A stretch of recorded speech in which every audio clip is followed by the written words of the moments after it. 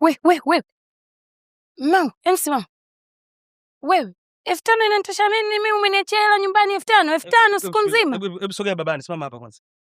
Sikuelewi. Simama kwanza hapa tuongee vizuri Shida nini? Umeniachaje mimi 5,000? Na natumia nini na nafanyia nini? Mimi 5,000 inanitosha ninunue mboga, ninunue nini? Hela gani 5,000 mimi 5,000 muha akipita? Wewe, ndani kuna unga, kuna mchele, kuna maharage, kuna kila kitu. 5,000 sio kununua vitu vidogo tu. Kwani huwezi kujiongeza kama hapo 5,000 hainitoshi? Mimi nitanuaje nitapika mboga bila nazi? Subirini kwanza, hata kama hayanihusu.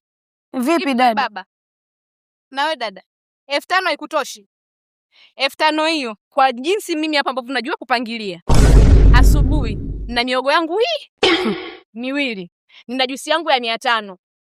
Kwa hiyo umekaa unamsikiliza huyu mdada. Mchana nina dagaa langu la shilingi 1,000. Nina unga nusu.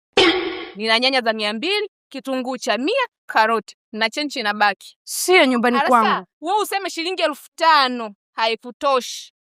5,000. Mimi binti.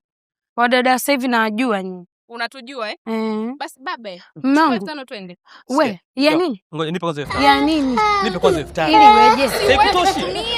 Tulia, nenda kazini. Na wewe uache kuingilia vitu visivyokuhusu.